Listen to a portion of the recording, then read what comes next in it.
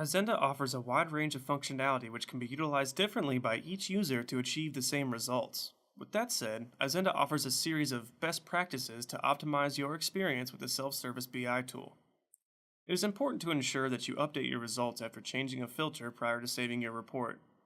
There will be a warning to remind you to do this if any changes have been made to the filter, but it's a best practice to ensure any changes to a filter are immediately followed by pressing the Update Results button to avoid excessive clicks. There are also a couple of different saving types, Save and Save As. The Save As functionality will allow the user to save a copy of an existing report with a different name, under a different category, or within a different subcategory. This is useful when utilizing templates for report building purposes, as it allows users to save a new version of a report without disturbing the integrity of the underlying base report. On the topic of saving to categories, the ability to save into specific categories gives a comprehensive category management capability. Not only does this help with organization of reports into easy-to-maintain groups, but also allows for increased security and access options as well. For more best practices on using Izenda, please feel free to watch our other videos to optimize your Izenda experience.